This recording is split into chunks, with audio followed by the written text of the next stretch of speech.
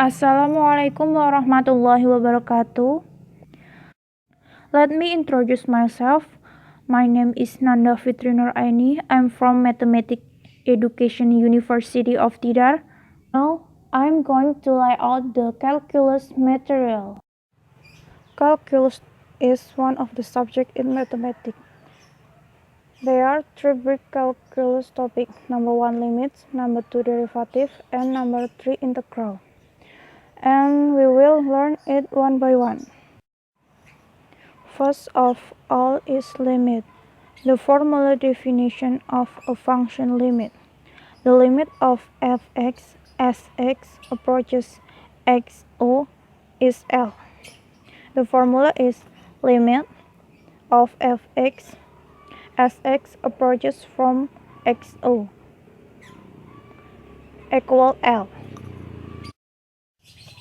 If for every epsilon greater than 0, there exists delta greater than 0 such that for all x. In practice, this definition is only used in relatively unusual situations. For many applications, it is easier to use the definition to prove some basic properties of limit, and to use just properties to answer straightforward questions involving limit. The next is properties of limit. The most important properties of limit are the algebraic properties, which say essentially that limits respect algebraic operation. Suppose that limit of f(x) as x approaches a is m, and limit g(x) as x approaches a is n. Then limit f(x) plus g(x) as x approaches a is m plus n. Number 2, limit of f(x) minus g(x) as x approaches a is m minus n.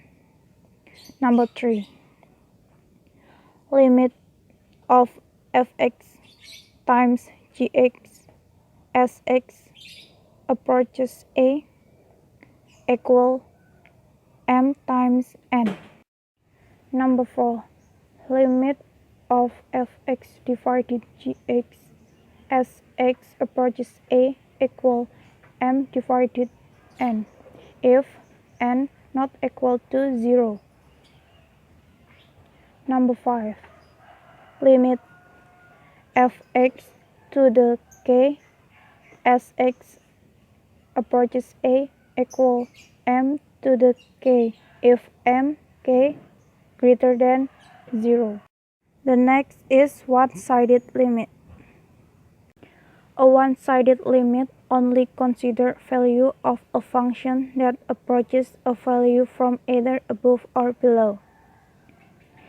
The right-side limit of a function f as it approaches a is the limit. This is the formula of the right-side limit, and this is the left-side limit formulas. The notation of x approaches a from below indicate that we only consider value of x that are less than a when evaluating the limit. Likewise, for x approaches a from above, we consider only value greater than a. Infinite limit. As seen in the previous section, one way for a limit not to exist is for the one-sided limits to disagree. Another common way for a limit to not exist at a point A is for the function to blow up near A. The function increases without bound. This common situation gives rise to the following notation. Definition: given a function f(x) and a real number a, we say limit of f(x) as x approaches a equal infinity. If the function can be made arbitrarily large by moving x sufficiently close to a.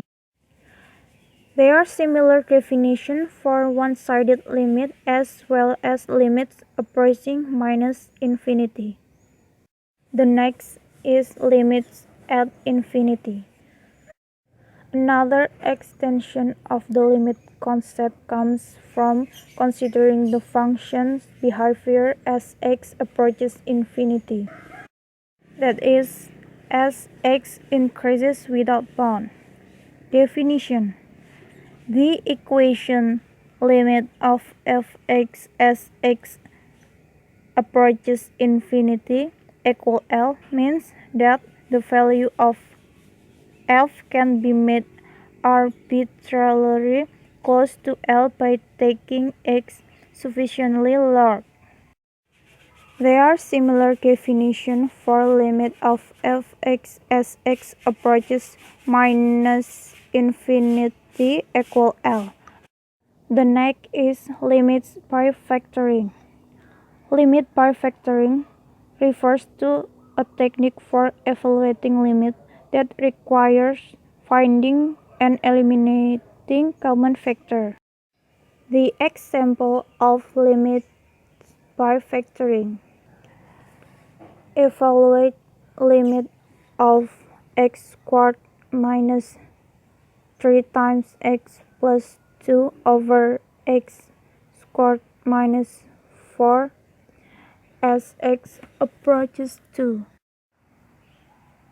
The solution: x squared minus 3 times x plus 2 can be factored into x minus 2 times x minus 1, and x squared minus 4 also can be factored into x minus 2 times x plus 2. X minus 2 can be cancelled from the numerator and denominator. Equal limit of x minus 1 divided by x plus 2 as x approaches 2 equal 2 minus 1 divided 2 plus 2 equal 1/4. The next topic is derivative. The derivative function gives the derivative of a function at each point in the domain of the original function for which the derivative is defined. We can formally define a derivative function as follows. Definition of derivative function: let f be a function. The derivative function, denoted by f prime, is the function whose domain consists of just value of x such that the following limit exists. F prime x equal limit of f(x) plus h minus f(x) divided by h as h approaches 0. A function f(x) is said to be differentiable at a if f prime a exists. More generally, a function is said to be differentiable on S if it is differentiable at every point in an open set S, and a differentiable function is one in which f prime x exists on its domain. The example of derivative function. Finding the derivative of a quadratic function. Find the derivative of the function f(x) equal x squared minus 2 times x. Solution: substitute f(x) plus h equal x plus h squared minus 2 times x plus h and f(x) equal x squared minus 2 times x into x prime x equal limit of f x plus h minus fx divided by h as h approaches 0. So it becomes like this. We operate this and becomes equal limit of 2xh minus 2h plus h squared divided by h as h approaches 0. We simplify it. Limit of h times 2x minus 2 plus h divided by h as h approaches 0. Then we cancel the common factor of h. Limit of 2x minus 2 plus h as h approaches 0 equal to x minus 2. In place of f prime a, we may also use dy dx. Use of the dy dx notation is quite common in engineering and physics. To understand this notation better, recall that the derivative of a function at a point is the limit of the slope of second line as the second lines approach the tangent line. The slope of these second lines are often expressed in the form delta y divided by delta x, where delta y is the difference in the y value corresponding to the difference in the x value, which are expressed as delta x as figure. Thus, the derivative, which can be thought of as the instantaneous rate of change of y with respect to x, is expressed as dy dx equal limit of delta y divided by delta x as delta x approaches 0. The third topic is integrals. Let f(x) and g(x) be functions related in such a way that the indefinite integral of f(x) equal gx plus c. Let's analyze this indefinite integral notation. This is integral symbol denotes integration. Then f(x) dx is called the indefinite integral of f(x) with respect to x. F(x) is called the integrand. Then the differential dx is part of the integrand. It identifies the variable used in integration. Gx plus c is called the general antiderivative of f(x). C is called the constant of integration. It is an arbitrary constant. If c has specific value from given condition, gx plus c is called a particular antiderivative. Example of integrals. Evaluating indefinite integrals. Evaluate the indefinite integral of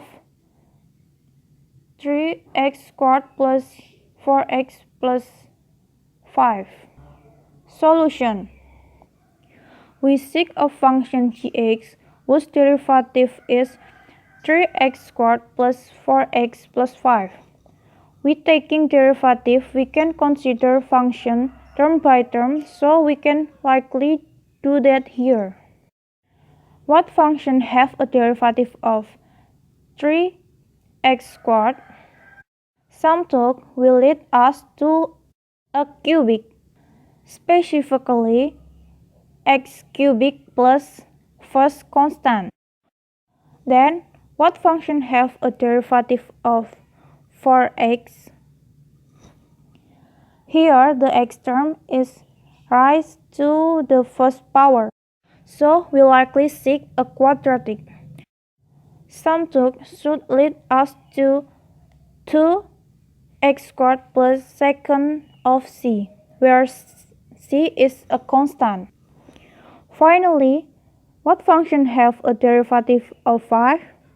Function of the form 5x plus third constant.